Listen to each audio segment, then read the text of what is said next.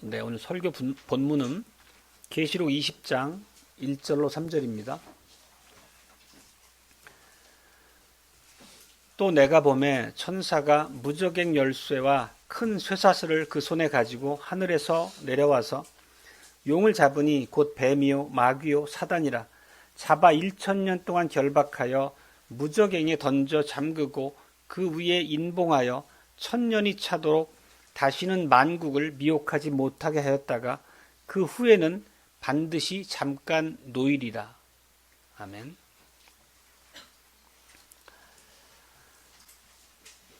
주 예수 그리스도 사랑하는 형제자매 여러분, 오늘 전체 설교의 내용을 먼저 간단히 그 개요를 정리해서 말씀드리겠습니다. 오늘 우리는 본문에서 그 마귀가 1000년 동안 결박돼서 무저갱에 감금되었다는 내용을 읽었습니다. 이 말씀을 어떻게 바르게 이해하느냐가 교회에 대한 그 종말론 이해에 있어서 매우 중요합니다. 우리가 앞선 설교에서도 많이 말씀드린 바이지만 전천년주의자들, 다시 말하면 그 중에서도 특히 그 세대주의자들은 이 본문에 기록된 이 내용을 역사의 마지막, 예수 그리스도의 재림 직전에 일어날 일로 해석을 합니다. 그들의 해석을 간단히 말씀드리면 예수님이 재림하실 때 먼저 이 땅에 문자적으로 말 그대로 천년왕국이 세워지고 그때 비로소 마귀가 결박당하는 것이다, 이렇게 해석을 합니다. 그렇지만 지금까지 우리가 일관되게 말씀드리고 성경을 이제 풀어 이해한 바처럼 우리가 해석하는 바른 성경의 이해는 이와 전혀 같지 않습니다. 성경은 마귀의 결박이 예수님의 재림의 때 비로소 이루어질 그 먼 미래의 일이 아니라 오히려 예수 그리스도의 초림과 더불어 시작된 일로 분명하게 우리에게 가르쳐 왔습니다. 예수님의 공생애 동안에 사탄의 권세를 결박하신 것이고 또 십자가에서 사탄의 머리를 깨뜨리신 것으로 성경 분명히 우리에게 교훈합니다. 더 나아가서 AD 70년 예루살렘의 멸망이라고 하는 사건이 매우 중요한 이제 분기점이 되죠. 그것은 옛 언약 질서에 대한 종말론적 심판이었죠. 즉 구약적 언약 체제가 마감하는 하나님의 역사적 그 경륜의 전환점임을 우리가 반복해서 듣습니다. 다시 말하자면 마귀가 새 언약적 질서가 진행되는 것을 가로막지 못하도록 결정적으로 무저갱에 감금한 사건이 AD 70년의 예루살렘 구약교회 멸망이다라고 우리는 이해해 왔습니다. 오늘도 그러한 관점에서 본문을 이해할 때만 바른 성경적 이해를 갖게 됩니다. 당연히 본문에서 얘기하는 이 1000년이라는 것도 성경의 모든 숫자가 그렇듯이 정확한 천의 의미가 아니라 상징적인 기간이라고 하는 것을 우리가 또 이해할 수 있겠습니다. 그리스도께서 왕으로서 통치하시는 복음의 시대를 전체적으로 1000년이라고 하는 그 시간으로서 상징하고 있는 것입니다. 다시 말하자면 이 기간은 옛 언약의 이제 교회, 이스라엘의 심판을 받고 새 언약의 시대가 본격적으로 열린 AD 70년부터 시작돼서 지금도 계속되고 있고 예수님께서 재림하시는 그때까지의 기간을 전체적으로 1000년이란 말로서 상징하고 있는 거죠. 그럼 우리가 앞에서도 말씀드린 바가 있습니다. 그리고 이 1000년의 완성이라고 하는 것은 재림의 때를 말하는 것이고 그 때가 언제인지는 정확하게 하나님의 경륜 속에 숨겨져 있는 거죠. 하나님 이외에 어느 누구도 알 수 없는 하나님의 경륜 안에 감춰져 있는 시간입니다. 우리가 정확하게 알고 마음에 새겨야 할 바는 지금 우리가 사는 이 시대가 예수 그리스도께서 이미 모든 승리를 성취하시고 마귀를 결박한 승리 시대를 살아가고 있다는 것을 우리가 기억해야 됩니다. 복음의 시대라고 말할 수 있는 거죠. 그리고 오늘 본문에서 우리가 반드시 깨닫고 그 의미를 새겨야 될 부분이 주님께서 마귀를 결박하신 목적이 무엇냐에 대해서입니다. 그것은 오늘 말씀처럼 마귀가 더 이상 만국을 미혹해서 온 세상이 그리스도와 교회를 대적하도록 그들을 충동하고 선동하지 못하도록 마귀를 묶어뒀다는 의미입니다. 그래서 그 결박의 기간 동안 예수님이 하시는 일이 무엇인가 하는 것이 지난 시간 우리가 19장의 설교로서 들었던 바입니다. 예수님께서는 날마다 온 세상 만국을 향해 출정하시면서 그 복음으로서 정복하는 사역을 진행하고 계신 거죠. 그리고 마귀를 결박하였다는 것이 마귀의 모든 활동이 일절 진행되지 않는다는 의미로서가 아니라 복음의 확장을 가로막는 마귀의 전면적인 저항을 하나님의 권세로 제약하고 통제한다는 의미로서의 결박이라는 것을 우리가 이해해야 되겠습니다. 또 마땅히 우리가 지난 시간에 19장의 설교로서 우리에게 주신 교훈처럼 마귀가 결박되어 있는 이 시간 동안 예수님께서 그 정복사역으로 복음을 온 세상에 전파하는 이 시간 동안에 마땅히 하나님의 군대인 우리로서도 그 복음사역에 동참하고 우리에게 맡겨진 사명을 감당해야 된다라는 것입니다. 오늘 설교의 제목은 미리 말씀드린 것처럼 주권적인 권세로 마귀를 1000년 동안 결박하신 주 예수 그리스도입니다. 그리고 크게 세 가지 대지로 오늘 말씀을 듣겠습니다. 마귀를 결박하신 때에 대해서, 또 마귀를 결박하는 그 기간에 대해서, 또 마귀를 결박하신 목적에 대해서 좀 더 상세한 말씀을 본문 중심으로 살펴보겠습니다. 요한이 본문에서 본 그 환상에서 한 천사가 등장하는데 당연히 이 천사는 피조물을 가리키는 것이 아닙니다. 그 묘사를 보면 무저갱의 열쇠와 큰 쇠사슬을 가지고 하늘에서 내려오고 용을 붙잡아 결박해서 무저갱에 던져 넣은 뒤에 그 문을 잠가서 1000년 동안 인봉한다 이렇게 얘기를 합니다. 이게 1절부터 3절까지 전체 내용이죠. 무저갱은 이미 우리가 들은 바 있죠. 앞에서. 무저갱은 한자인데 말 그대로 밑밭 바닥이 없는 끝없이 들어가는 그런 구덩이라는 의미죠. 어둠의 세력들의 근거지 같은 의미로 우리가 해석한 바가 있습니다. 그리고 1000년 이 무저갱에 넣고 잠근다는 이 기간은 사탄의 권세가 실제로 제한되고 통제되는 기간을 상징하고 있습니다. 그렇다면 여기 등장하는 이 본문의 천사가 누구냐 하는 것은 우리가 바로 답하실 수 있을 거예요. 바로 우리 주님이신 예수 그리스도를 가리키고 있는 것입니다. 계시록에 보면 예수님을 묘사하는 여러 가지 그 표현들이 등장합니다.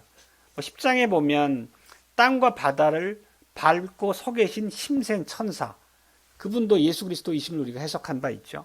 또 그리고 12장에서 용과 싸워서 용을 물리친 천사 미가엘로 등장한 그분 역시 예수 그리스도를 상징하는 것으로 우리가 해석한 바 있습니다.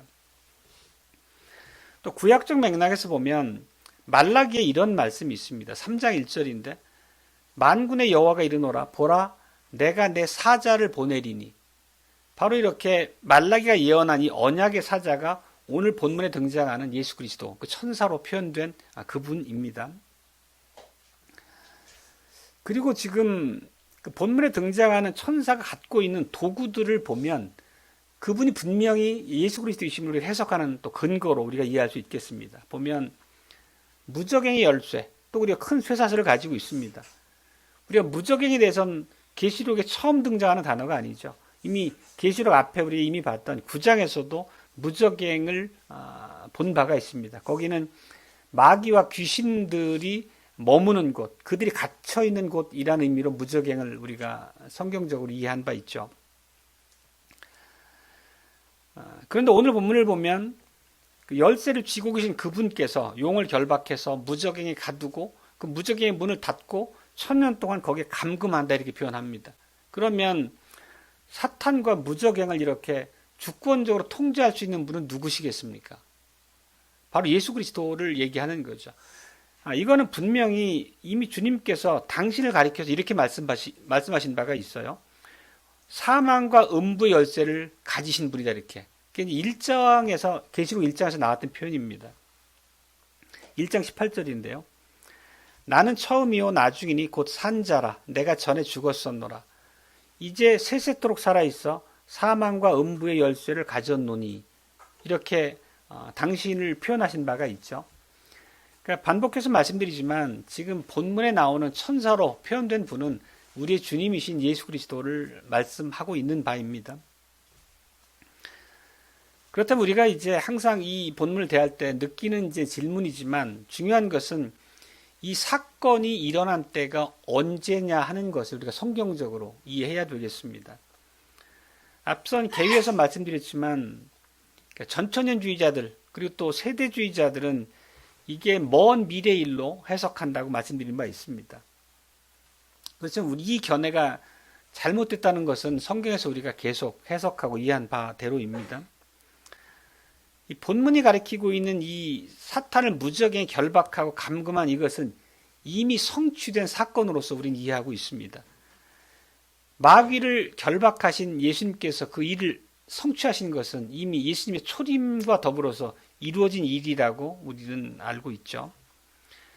조금 더 말씀을 살피면 주님께서는 지상생활을 하시는 중에 이미 용을 결박해서 하나님의 권세 아래 눌러두신 거죠. 그리고 십자가에서 그 뱀의 머리, 용의 머리를 깨뜨리신 바 있고 지금은 승천해서 보좌에 앉아 계십니다. 그리고 예수님의 승천 이후에도 사도들을 통해서 제자들을 통해서 마귀를 결박하는 사역을 계속하시죠. 그리고 AD 70년에 마침내 배도한 이스라엘을 심판하심으로써 그 사건의 표현과 오늘의 의미를 결부시켜 보면 마귀를 결박해서 무적행에 가두는 그 일의 완성이 바로 AD 70년에 구약적 체제의 종결과 더불어서 완성됐다는 것을 우리는 이해를 함께 해야 되겠습니다. 또 하나의 질문은 이거겠습니다. 예수님께서 이 세상에 오신 목적과 관련해서 왜 그러면 마귀를 결박하셨느냐에 대한 것입니다. 마귀를 결박하시는 것과 예수님이 이 땅에 오신 목적에 무슨 상관관계가 있냐 하는 거죠. 예수님께서 이 땅에 오신 목적을 우리는 어떻게 고백하고 있습니까? 우리를 죄로부터 구원하기 위해 오셨다라고 일관되게 우리가 믿음으로 고백하고 있습니다. 우리는 죄인이기도 하지만 또 다른 표현으로 마귀의 종이다 이렇게 표현하기도 합니다. 흑암의 권세 아래 놓여 있고 이 세상 주관자의 지배를 받고 있는 노예 상태라는 표현으로도 우리의 영적인 현실을 말한 바 있습니다. 그렇다면 다시 말씀드려서 예수님께서 우리를 구속하러 오셨고 그 구속이라는 의미 자체가 우리를 붙잡아 종으로 삼아서 자기의 뜻대로 통치하는 그 마귀를 먼저 결박하지 않고서는 마귀의 손아귀에서 우리를 구속하실 수가 없다는 의미이기도 하죠. 그런 의미에서 마귀의 결박이라고 하는 것은 하나님의 구속사역의 이러한 그 과정을 우리는 이해할 수 있다는 뜻입니다. 우리를 결박하고 있는, 우리를 구속해서 자기 뜻대로 다스리고 있는 마귀의 권세를 깨뜨리는 것이 먼저 와야 됐다는 의미입니다. 그 의미가 바로 마귀를 결박시켰다라는 의미로 우리가 해석하는 거죠. 그 사도 요한이 쓴 요한일서 3장 8절에 보면 이것에 대해 이렇게 표현합니다. 지금 드린 말씀을 한마디로 표현하고 있는 것입니다. 하나님의 아들이 나타나신 것은 마귀의 일을 멸하려 하심이라 이렇게 얘기합니다. 그리고 이 마귀의 일을 멸하신다는 이 표현 자체는 신약 시대에 와서 갑자기 우리 앞에 등장한 것이 아니라 이미 우리는 원시 복음으로 하나님께서 에덴 동산에서 약속하신 바를 기억하고 있습니다. 3장 15절에 대해서 이제는 너무 우리가 잘 이해하고 그 말씀 자체가 성경 전체를 관통하는 매우 중요한 출발점임을 우리 기억하죠. 여자의 후손이 뱀의 머리를 깨뜨리실 것이다, 짓밟을 것이다 라고 하는 게 결국 예수 그리스도를 통한 사탄의 완전한 결박, 그 깨뜨림을 말씀하고 있는 겁니다. 그리고 마침내 때가 참에 하나님께서 그 약속대로 예수 그리스도를 사람의 모습으로 이 땅에 보내신 것을 우리가 성경을 통해 듣습니다. 결국 지금 이 말씀을 정리해 보면 예수님께서 이 땅에 오심으로써 창세기에서 말씀하신 바 그 예언이 성취되고 있는 것입니다. 예수님의 공생 기간 동안에 사탄을 결박하셨다라고 하는 의미 자체가 실제 수많은 사건으로서 복음서 안에 우리에게 계시되고 있습니다. 그중에 특히 주목할 말씀은 마태복음 12장인데 예수님께서 귀신을 쫓아내실 때 이렇게 말씀하셨습니다. 마태복음 12장 28절로 29절인데요. 그러나 내가 하나님의 성령으로 힘입어 귀신을 쫓아내는 것이면 하나님의 나라가 이미 너희에게 임하였느니라. 사람이 먼저 강한 자를 결박하지 않고야 어떻게 그 강한 자의 집에 들어가 그 세간을 늑탈하겠느냐. 이 말씀처럼 그 강한 자를 결박하는 일이 선행돼야 한다는 의미를 예수님이 직접 말씀하고 계십니다. 당연히 여기서 강한 자는 사탄을 가리키는 것이고 그 강한 자를 결박하신 분이 예수 그리스도 당신이시라는 것을 복음서 안에 우리에게 말씀으로서 들려주고 계십니다. 즉 복음서에 등장하는 그 수많은 귀신을 쫓아내는 사건들이 있죠.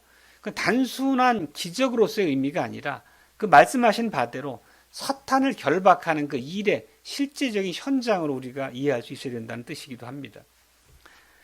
결국 귀신을 쫓아내는 그 행위 자체는 오늘 우리가 읽었던 이제 복음서 표현대로 하자면 하나님 나라가 이 땅에 임했다라고 하는 표지로서 주님이 우리에게 말씀하고 계신 거죠.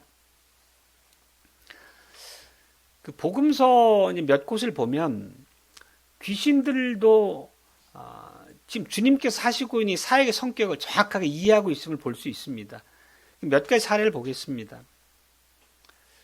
먼저 예수님께서 처음에 내려오셔서 공생의 사역을 시작하신 지 얼마 안 됐을 때 사건이죠.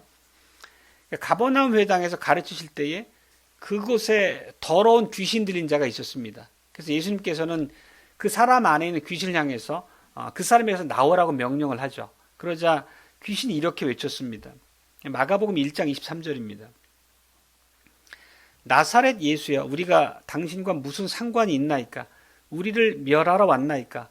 나는 당신이 누구신 줄 아노니 하나님의 거룩하신 자니이다. 이 귀신의 얘기를 듣고 보면 이 말에 명료하게 드러나지만 귀신은 예수님이 누구신지도 알았고 예수님이 이 땅에 오신 목적도 정확하게 알고 있었다는 것을 이 귀신의 말 안에서 우리가 읽을 수 있습니다. 바로 귀신을 결박하러 왔다는 얘기를 하고 멸하러 왔다는 얘기를 하고 또 하나님의 아들이시다라고 말하고 있는 거죠. 한 가지 더 보면 그 거라사 지방 기억하시죠? 거라사 지방에 군대 귀신 들린 사람이 있었습니다.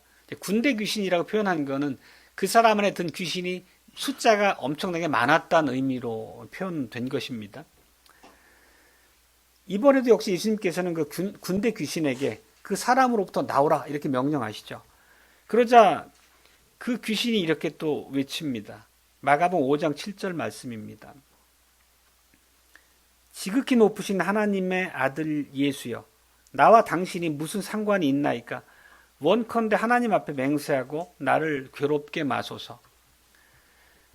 그러니까 오늘의 맥락으로 우리가 이 말씀을 이해하면 이 귀신은 지금 예수님이 누구신지 알고 있었고 자기들의 운명도 직감했다는 걸 알 수 있습니다.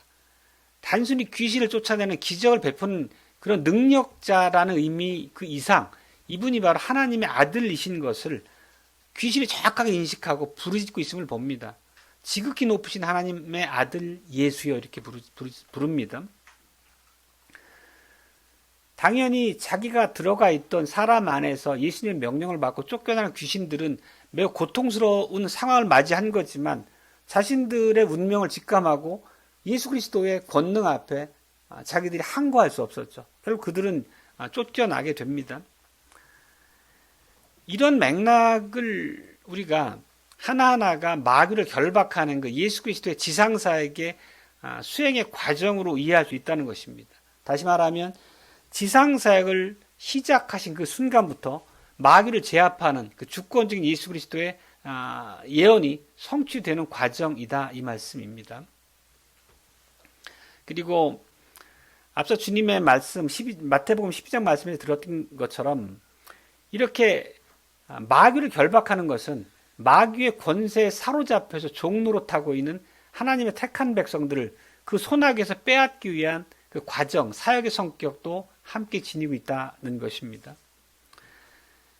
그 표현이 이거였었죠. 사람이 먼저 강한 자를 결박하지 않고서야 그 강한 자의 집에 들어가 그 세간을 늑탈하겠느냐. 이 예수님의 말씀은 마귀를 결박함으로써 마귀의 권세 아래 결박당해 있는 하나님의 택한 자들을 빼앗아오는 그 묘사를 이 구절 안에 담고 있습니다. 그리고 이 결박의 사역은 예수님께서 홀로 진행하지 않는다는 것을 우리가 오늘 또 말씀 통해서 한번 살펴봐야 되겠습니다. 성경에 보면 제자들에게도 예수님께서 지금 행하고 계신 귀신을 쫓아내는 그 권능을 베푸셨음을 볼 수 있습니다. 누가복음 10장에 보면 70명의 제자들에게 귀신을 쫓아낼 수 있는 권능을 부여하셔가지고 그들을 파송하는 장면이 나오죠. 그래서 그 모든 이제 전도 사역을 성공적으로 마친 제자들이 70인의 제자가 돌아와서 예수님께 기쁨으로 보고하죠. 이 제자들의 숫자는 70으로 표시하는 곳도 있고 72명으로 표시하는 곳도 있습니다. 그 참고하시면 될 것 같고요. 예수님께서 이렇게 말씀하세요. 누가복음 10장 18절인데 사탄이 하늘로서 번개같이 떨어지는 것을 내가 보았노라. 이 말씀이 무슨 뜻이겠습니까? 오늘 우리가 계시록 20장의 말씀과 결부시켜 보더라도 이 의미는 명확합니다. 예수님께서 제자들과 더불어서 지상사역 동안에 마귀의 권세를 결박하신다는 의미이고 그 일을 계속 진행해 가고 계신다는 의미로서 이 말씀을 주고 계십니다. 그리고 예수님께서는 그 70명의 제자들에게 이렇게 말씀하십니다. 내가 너희에게 뱀과 전갈을 밟으며 원수의 모든 능력을 제어할 권세를 주었으니 너희를 해할 자가 결단코 없으리라. 즉 예수님께서 제자들에게 주신 그 권세 의미 보면 뱀과 전갈을 밟고 제어할 권세. 뱀과 전갈은 마귀와 귀신을 상징하는 표현이죠. 그리고 이 마귀, 귀신을 결박하는 이 사역은 예수님의 승천 이후에 또 사도들을 통해서 계속 이어지게 됩니다. AD 70년까지 그 일이 계속되게 되는 거죠. 그리고 예수님의 승천 이후에 사도들의 복음 사역의 그 행적을 기록한 책이 사도행전인데 사도행전에도 보면은 제자들이 여러 사역, 복음 전파 현장에서 귀신을 쫓아내는 모습이 많이 등장을 합니다. 예수님께서는 지상사역을 마치고 승천하시기 전에 제자들에게 이렇게 말씀하셨습니다. 승천 직전에 하신 말씀입니다. 마가복음 16장 17절로 18절 말씀입니다. 저희가 내 이름으로 귀신을 쫓으며 뱀을 집으며 무슨 독을 마실지라도 해를 받지 아니하며 병든 사람에게 손을 얹은 즉 나으니라. 이렇게 제자들에게 표적을 행할 수 있음을 약속하신 이유가 뭐겠습니까? 그거는 사도들이 복음 전파하는 사역을 진행하고 행해 나갈 텐데 그 복음 전파 사역을 확증하는 의미로서 사도들에게 표적을 행할 수 있는 권세를 주셨다는 의미입니다. 실제 사도행전의 그 사도들의 행적을 보면 수많은 권능을 행하고 복음의 그 전진을 가로막는 원수들을 파괴하는 깨뜨리는 장면들이 많이 여러 곳에 등장을 합니다. 그렇지만 이러한 기적이 오늘날도 하나님의 백성, 성도들을 통해서 베풀어지는 하는 관점은 전혀 다릅니다. 오늘날은 복음이 전파되는 그 현장에서 복음 사역의 확증의 단계로서 표적으로 기적을 베풀 수 있는 권세가 종결된 시대라는 의미입니다. 달리 말하면 오늘날은 직분자나 특별한 은사를 받은 사람을 통해서 물리적으로 귀신을 쫓아내는 방식으로 표적을 행할 수 있도록 그 권세를 부여하지 않으셨다는 것입니다. 그거는 사도시대에 종결된 하나님이 일하시는 방식으로 우리가 분명하게 구분지어 이해해야 됩니다. 달리 말하면 AD 70년에 사도들의 사역을 통해서 그리고 복음 전파 사역의 결과로서 옛 언약적 질서가 종결되는 마감되는 그 모든 일로서 마귀를 결박하는 사역 자체가 완결됐다, 완성됐다는 의미로 분기점을 삼아야 된다는 의미입니다. 다시 본문으로 돌아가 보면, 다시 본문의 내용을 요약해서 말씀드리면 이렇죠. 한 천사가 있고 그분은 이제 예수님이십니다. 하늘에서 내려오셔서 사탄을 붙잡아 1000년 동안 결박하고 무저갱에 던져 가두고 인봉해 버리십니다. 여기서 등장하는 이제 매우 중요한 표현이 1000년인데, 이 1000년 왕국이라는 말도 이 1000년에서 연유된 말씀입니다. 이 1000년에 대한 해석을 어찌하냐에 따라서 너무 많은 견해로 갈리게 되는 거죠. 전천년설, 또 그거를 표방하는 세대주의, 또 후천년설, 이런 것들이 다 이 1000년에 대한 잘못된 해석에서 비롯됐다는 말씀입니다. 특히 전천년주의자들, 세대주의자들은 이 1000년을 문자적으로 해석해서 예수님께서 재림하심으로 이 땅의 1000년 왕국이 건설될 것이다, 이렇게 주장을 하는 거잖아요. 전천년설이라는 의미 자체는 그 1000년 왕국이 이 땅에 세워지기 전에 예수님이 재림하신다, 그런 의미를 함축해서 전천년설 이렇게 얘기하는 거죠. 결국 그때 사탄이 결박된다고 얘기를 하는 것입니다. 그러나 우리가 지금까지 계속 살펴봤던 것처럼 예수님은 초림 때부터, 즉 지상사역의 기간 중에 사탄의 결박을 시작하신 것이고 십자가에서 그 권세를 완전히 꺾으신 것이죠. 그러니까 이미 지금은 사도시대를 거쳐서 마귀의 모든 권세를 예수님의 쇠사슬로 결박해서 무저갱에 던져놓고 통제하고 계신 그런 승리 시대라고 하는 것을 다시 확인해서 말씀드립니다. 그래서 오늘 본문의 말씀은 먼 미래에 성취될 그런 일로서가 아니라 분명하게 이미 완결된 예수 그리스도의 사역이고 그리스도의 통치가 지금 편만하게 이 세상을 다스리고 있다라고 하는 의미의 다름 아니라는 것입니다. 일관된 계시록의 가르침이고 성경의 다른 가르침과도 조화를 이루는 해석입니다. 그러면 조금 더 우리가 분명하게 한번 살펴볼 부분은 이 사탄이 최종적으로 무저갱에 감금되니 1000년의 시작을 어떻게 보냐 하는 것입니다. 어떻게 봐야 하느냐는 것입니다. 앞에서 계속 말씀드려오고 있는데 정리해서 다시 한번 말씀드리겠습니다. 이제 계시록을 우리가 1장부터 20장까지 계속 해석하고 그 복음에 담긴 의미를 깊이 있게 이제 배우면서 의미를 이제는 놓치지 않고 혼란스럽지 않게 이해할 수 있게 됐습니다.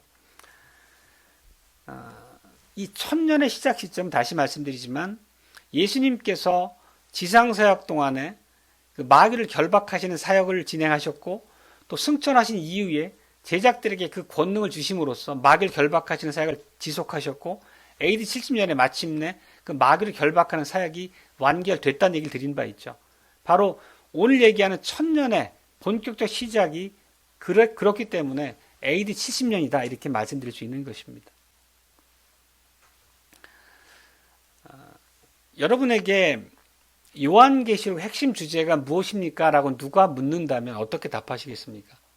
이제 우리가 요한계시록을 오랫동안 들어왔고 말씀들의 그 일관된 그 성경적 교훈을 들어왔기 때문에 아마 이 말씀, 이 질문 앞에 누구나 한마디로 답을 하실 수 있을 거예요.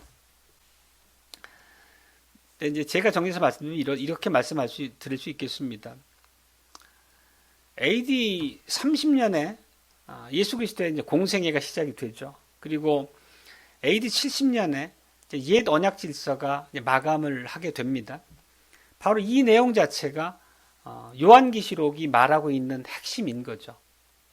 즉 옛 언약 교회인 이스라엘을 심판하시고 새 언약 교회인 이 교회, 새로운 그 하나님 나라를 건설해 나가시는 그것에 관한 기록이 요한계시록이라는 것입니다.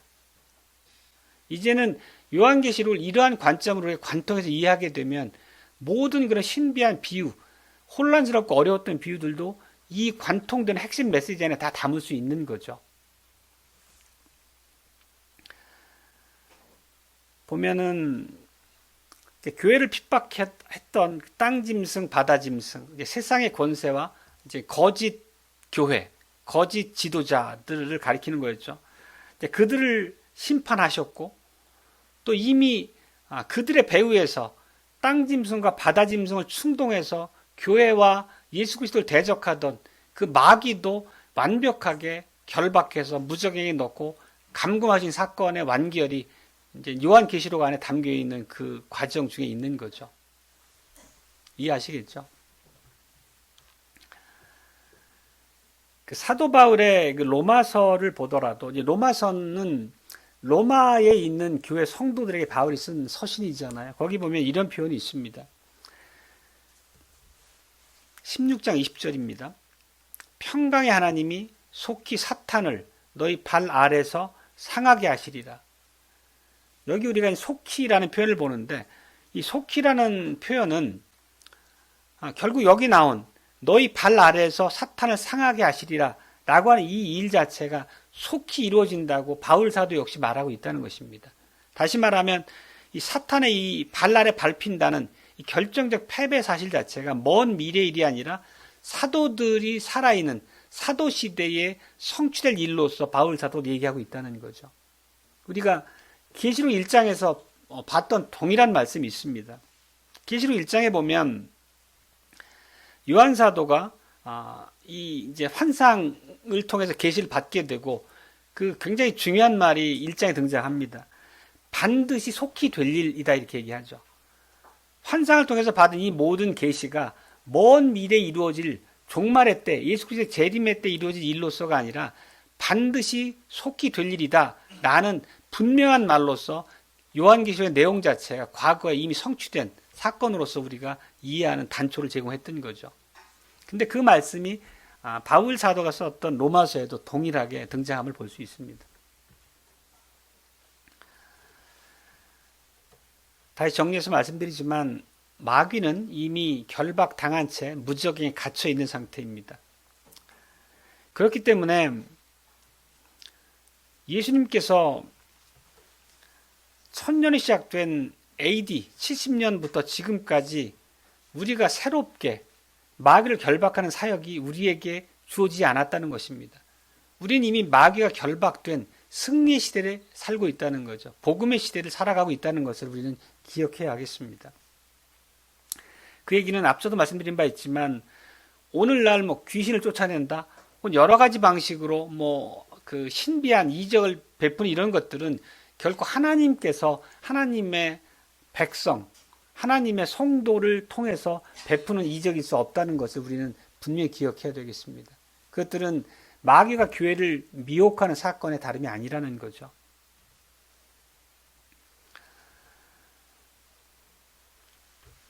이런 의구심을 품는 분들이 늘 있죠. 그리고 실제 지금도 그런 신비한 이적들을 쫓아다니면서 그게 마치 참된 복음의 현장의 증거인 양 호도하면서 우리의 믿음을 공격하는 일들이 많이 있습니다. 이런 말씀을 하는 분도 있을지 모르겠어요. 지금 우리가 천년이라고 하는 걸 우리가 문자적으로 이해하게 되면 여기서 얘기처럼 AD 70년에 그 천년이 시작됐다고 하면 이미 마감됐을 텐데 왜 2000년이 지난 지금은 마감 안 됩니까? 아마 이런 질문을 하시는 분은 우리 안에는 안 계실 거라 봅니다. 당연히 천이라고 하는 것은 상징적인 의미잖아요. 천은 충만함, 완전한 기간 이런 의미를 담고 있습니다. 이렇게 숫자, 이 천이라는 숫자가 상징적으로 사용된 예를 몇 곳을 보면 시편을 몇 구절 보겠습니다. 하나님의 병거가 천천히요 만만이다 할 때 이 천천만만의 의미도 숫자 그대로 천에 천을 곱한 백만이나 만에 만을 곱한 1억을 얘기하는 게 아니잖아요. 그냥 수많은 숫자, 충만한 숫자라고 하는 의미의 다름 아니죠. 그리고 또 우리가 잘 기억하는 시편 84편 9절 중에 주의 궁정에서 한 날이 다른 곳에서 첫날보다 낫다 할 때도 말 그대로 천일을 얘기하는 의미로서 첫날을 얘기하는 게 아니죠. 이거는 장구한 세월을 가리키는 의미입니다. 긴 세월, 완전한 세월이죠. 또 계시록 안에도 동일한 표현이 등장한 바가 있습니다. 하늘의 천사들의 수가 만만이요 천천이다. 이거 역시도 이제 천사들의 숫자가 많다, 충만하다, 이런 의미로서 우리 해석한 바 있죠. 그렇다면 이제 동일한 맥락에서 오늘 그 무적행에 마귀가 결박돼서 갇혀있는 천년이라는 의미 역시도 그리스도의 통치가 완성되어 가는 충만한 시간으로 볼 수 있겠습니다. 이미 마귀에게 완벽한 승리는 거두셨지만 그 통치가 완성되어 간다는 의미는 뭐겠습니까? 창세전에 택한 모든 자들을 교회로 불러 모으시는, 교회의 만수가 차기까지 계속되는 복음을 통한 정복사역의 그 과정을 얘기하는 거로 우리가 이해할 수 있겠습니다. 그렇다면 우리가 이 천년을 문자적으로 이해하는 것도 참으로 어리석은 일이지만 당연히 수많은 사람들이 범했던 잘못처럼 여러 가지 근거를 가지고 계산해서 그 천년이 언제 끝난다라고 하는 자들이 많이 있었죠. 그래서 몇 날 몇 월 며칠 예수님이 오는 재림의 날이야 라고 하는 방식으로 이 천년을 어떻게든 해석해가지고 그날을 특정 지으려고 한 잘못들이 있어 왔죠. 그거 역시도 올바른 우리가 하나님의 말씀 대하는 태도가 아니라는 것을 이해해야 되겠습니다. 이 천년이 끝나는 그 시점이 언제인지는 하나님의 경륜 안에 두신 일이고 그때는 오직 하나님만 아시는 날짜로서 우리에게 분명히 성경을 통해 가르치신 바도 있습니다. 우리 그 말씀 안에 충실해야 되겠습니다. 근데 오늘 본문을 보면 우리에게 참으로 묘한 그 인식을 주는 말씀이 있는데, 예수님의 재림 직전에 그 사탄이 하나님의 신비한 섭리 안에서 잠깐 풀려나서 만군을 미혹하게 된다라는 표현이 있습니다. 즉 마귀가 최후의 교회를 향해 도전해올 그 시간이 남아있다는 얘기입니다. 이것은 우리가 이제 계시록 20장 7절로 10절의 이 부분에 대한 얘기가 더 분명히 나오는데 다시 그거는 다음 설교에서 말씀 좀 자세히 드리겠습니다. 어쨌든 오늘날은 하나님의 주권의 경륜 아래 모든 것이 다스려지고 있는 세대입니다. 그리고 마귀에 결박된 상태에서 그리스도께서 왕노릇하고 있는 은혜의 시대를 우리가 살고 있다라고 하는 사실 자체를 우리가 분명히 기억해야 되겠습니다. 다시 말하면 마귀의 교회를 미혹하는 사역이 전무하다라는 의미로서가 아니라 이미 승리가 확정된 은혜 시대이기 때문에 우리가 하나님께서 주신 선한 약속의 수단들을 붙잡고 믿음으로 행사할 때 결코 우리의 승리가 훼손되거나 실수될 수 없다는 것을 우리가 기억해야 된다는 거죠. 그 놀라운 위로를 우리에게 주는 말씀이기도 합니다. 이제 마지막으로 마귀를 결박시키는 목적에 대해서 살펴보겠습니다. 마귀를 결박해서 무적행에 가두신 이유가 무엇일까요? 3절에서 이렇게 얘기합니다. 무적행에 던져 잠그고 그 위에 인봉하여 천년이 차도록 다시는 만국을 미혹하지 못하게 하였다가, 이런 표현이 있죠. 이 말씀이 바로 목적을 요약하고 있습니다. 다시는 만국을 미혹하지 못하게 하기 위해서 마귀를 철저하게 주님의 권세 아래 결박해서 무력하게 가둬뒀다, 이런 의미로서 우리가 이해할 수 있겠습니다. 우리가 여기서 조금 더 이 의미를 짚어봐야 될 부분은 만국을 미혹하는 의미 자체가 우리 한 사람 한 사람을 영적으로 미혹하는 그런 수준으로 이해해서는 안 된다는 것입니다. 그거보다 훨씬 더 큰 의미가 만국을 미혹한다는 의미에 담겨 있습니다. 즉 마귀가 열방을 선동해서 군대를 소집하고 엄청난 물리력을 통해서 교회를 대적하는 방식으로 예수님과 그리스도에게 대항해오는 그런 전면적인 이제 대항의 형태를 얘기하는 거거든요. 다시 말하면 AD 70년에 마귀가 완벽하게 결박돼서 무적행에 갇히기 전에 로마를 통한 교회 공격이나 구약교회를 통한 예수님을 죽이고 성도들 핍박했던 그 모습 자체는 오늘날 우리가 겪고 있는 핍박과는 비할 수 없는 전면적인 전쟁과도 같은 상황이었음을 얘기합니다. 다시 말하면 우리가 마귀가 결박된 시대, 만국을 미혹하지 못하는 시대에 살고 있다는 것은 마귀가 교회를 향한 공격 자체가 이렇게 전면전의 형태를 띠지 않는 부분적이고 국지적인 형태를 갖게 된다는 의미로 이해할 수 있다는 뜻입니다. 그 마귀가 가지고 있는 목적은 에덴에서부터 초지일관 동일했습니다. 하나님의 백성을 미혹해서 불순종으로 떨어지게 만드는 일이었습니다. 하나님의 창조 목적을 어떻게 해서든지 훼손하고 무너뜨리는 일이 마귀가 갖고 있는 유일한 목적이자 오늘의 목적이기도 한 거죠. 초대교회 시대에도 그런 역사가 동일하게 이루어졌죠. 세상 제국을 통해서 또 거짓 교회를 통해서 하나님의 교회가 바로 세워지는 것을 끝까지 공격했던 바가 초대교회 역사죠. 결국 초대교회가 이루어짐으로써 하나님 나라 회복되는 것, 즉 교회가 이 땅에 세워지는 것 자체는 에덴의 회복이고 창조 회복의 의미로서 우리가 이해한 바가 있죠. 마귀는 에덴에서 하나님의 창조의 목적을 무산시키려고 그렇게 발버둥 쳤던 것처럼 예수님이 이 땅에 오셔서 구속사역을 성취하시고 교회를 세워나가는 과정 그 자체가 창조의 목적의 회복인데, 그때 역시도 강하게 전면적으로 교회를 세우는 하나님의 사역을 반대하고 적대하면서 교회를 공격한 바가 있었습니다. 그렇지만 오늘날의 이 상황은 이제 완벽하게 달라졌음을 오늘 성경을 통해 볼 수 있습니다. AD 70년 이후에 마귀가 완벽히 결박당해서 이제 갇혔기 때문에 다시는 이렇게 전면적으로 교회를 향해서 물리력까지 동원해서 교회를 핍박하는 그런 상황이 오늘날에는 있을 수 없다는 의미로 우리가 이해할 수 있겠습니다.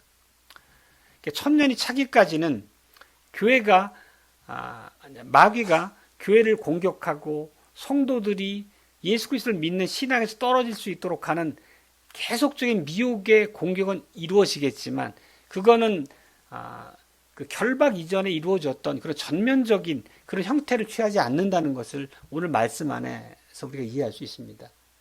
만국을 미혹하지 못하게 결박하셨다는 의미 자체를 그렇게 이해한다는 뜻입니다. 그렇지만 당연히 오해 여지가 없도록 말씀드리면, 마귀가 결박되었다는 사실 자체가 마귀가 이 시대에 아무런 활동도 하지 않는다는 의미가 아니라는 것을 우리가 구별해서 기억해야 하겠습니다. 성도를 미혹하는 그런 개개의 공격들은 오늘 역시도 지속되고 있음을 알 수 있습니다.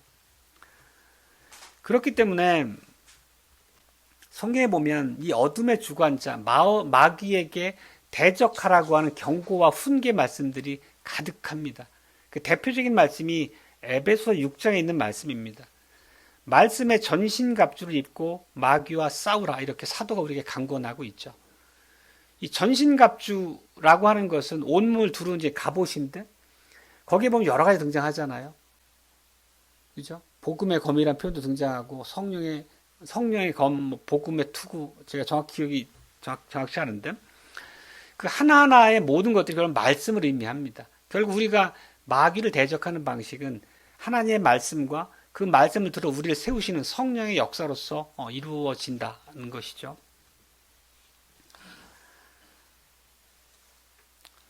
그러니까 우리가 이 바울 사도의 이 강권하고 있는 말씀처럼 전신갑주를 입고 마귀와 싸워야 되지만, 동시에 우리가 기억할 수 있는 바는 오늘의 말씀처럼 이미 마귀는 무력화된 패배자의 자리 이상이 아니다라고 하는 것 역시 기억을 해야 되겠습니다. 그래서 우리가 싸우는 믿음의 이 싸움 안에서, 영적 싸움 안에서 결코 우리의 승리가 확고하다라고 하는 것을 우리 마음에 품고 큰 위로와 더불어 용기를 가지고 영적 싸움에 나설 수 있는 또 근거가 되는 말씀입니다.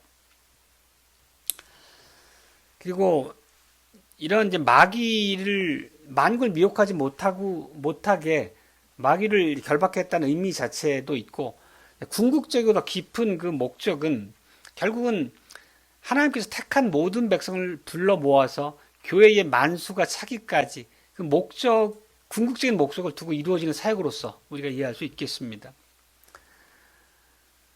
창세전에 택하신 하나님의 백성들은 만국에 흩어져 있습니다. 그리고 이 마귀의 이 준동이 억제된 이 천년이라는 기간 동안에 예수님께서는 복음의 빛을 비춰서 택한 모든 백성들을 사단의 권세에서 빼서 교회로 불러 모으신 사역을 진행하고 있는 거죠. 우리가 19장에 지난주 설교에서 들었던 내용이 바로 그거잖아요. 예수님께서는 오늘도 날마다 백마를 타고 세상을 향해 복음의 검을 들고 출정하시는 그 장면을 묘사한 바가 있죠. 그게 바로 천년 동안에 만국에 흩어져 있는 예수 그리스도의 택한 백성들을 불러 모으시는 복음의 사역으로서 이해한 바가 있고, 그 기간 중에 그 정복 전쟁에 함께 동원된 예수 그리스도의 군사로서 교회의 사명 역시 살핀 바가 있습니다. 이러한 예수 그리스도의 정복 사역은 마귀가 결코 막을 수 없습니다. 이미 마귀는 결박되어 있기 때문인 것을 오늘 본문을 통해 알 수 있습니다. 말씀 맺겠습니다. 우리가 이 눈앞에 보는 현실을 보면 우리 스스로 참으로 보잘것 없어 보이기도 하고 매우 작고 미미하고 연약해 보이기도 합니다. 성경의 표현을 빌자면 겨자씨만한 정도의 참 미미한 그런 모임 같기도 합니다.